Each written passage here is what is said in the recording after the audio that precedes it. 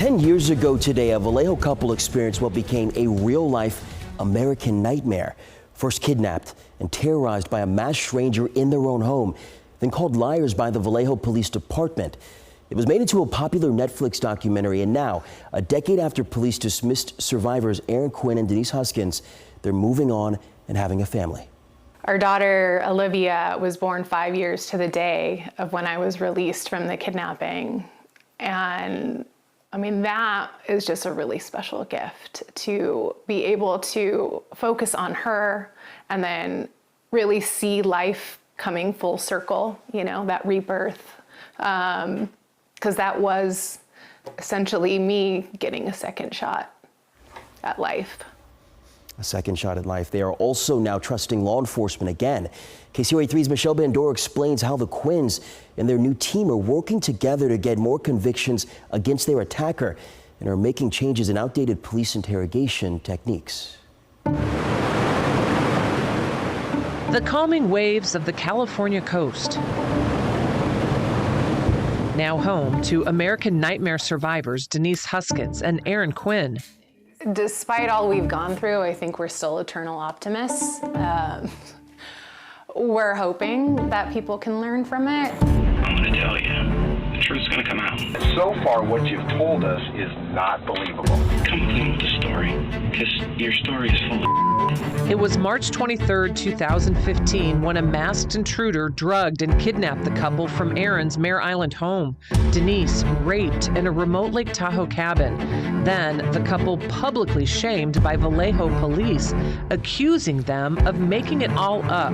Mr. Quinn and Ms. Huskins has plundered valuable resources away from our community. Now, 10 years later, they're rebuilding trust with law enforcement.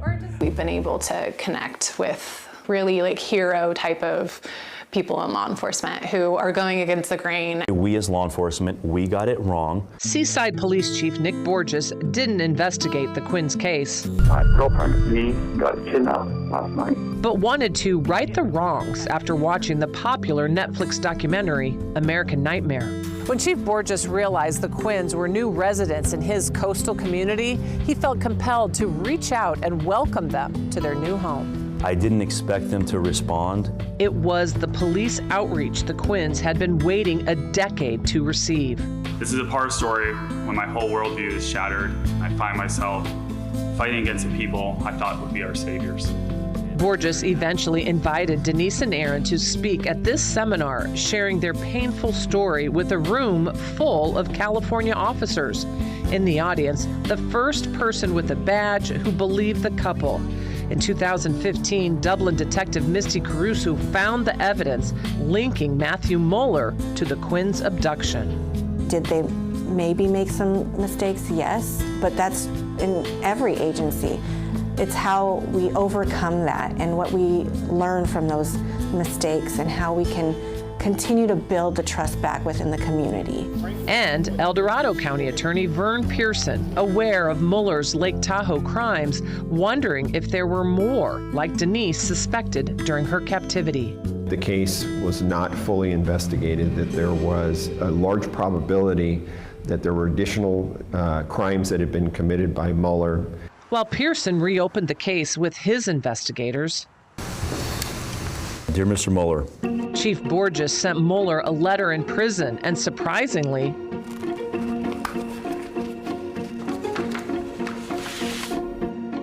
received a response. Is this real? I kept looking back at the envelope to say, is this from Mueller that I'm reading this from? The chief and the kidnapper exchanged 8 letters.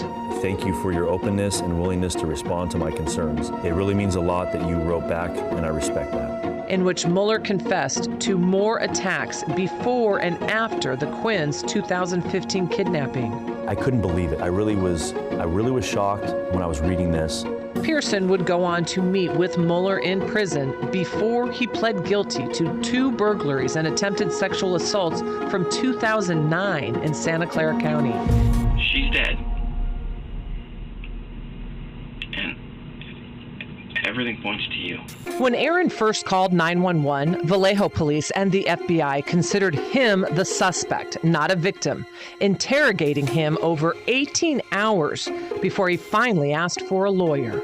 You want me to go tell her family that she's dead? Because that's what I'm prepared to do. I'm living this nightmare right now. I have no clue, but I did not hurt her. I did not set this up. I am a victim here. Vallejo detectives use the same police tactics officers have been trained on the past 50 years, making Aaron wear jail clothes, leaving him isolated for hours in a windowless room. The interrogation even left Aaron wondering what really happened. So when you say a psychotic break, you mean where you were wondering, did I really kill her? Yeah, during the interrogation, they said, you killed her. It's so traumatic that you forgot about it, or you're used to admit to it. Like, and they start really trying to question your own sanity. Pearson had already been working to retrain officers on interviewing techniques to use science-based interviewing, which is looking at evidence and facts. The whole fundamental approach to interviewing includes truth detection based on pseudoscience, and then if you believe that the person's not being truthful, then you go into a interrogation process. Are you the monster that calculated, had her come over, and then just killed her and just choked the life out of her because you are a ruthless killer? It's not just innocent people getting accused of something they didn't do, but the real perpetrators that go free. The couple now has a team of law enforcement standing with them, all working together to fix what they call a broken system. It really is a wake-up call to look at this and say, this type of training and this type of an approach to interviewing isn't the most effective. I just hope that we have all learned what we could do better in these types of instances. And help other victims of Matthew Mueller. The things he has engaged in are horrible. It's what makes you lock your door at night. It's what makes you afraid. But now it's time to get it all out there, give people peace. Chief Borges reminds that the peace many often find at the seaside beaches couldn't be possible without the brave survivors who started this quest for answers.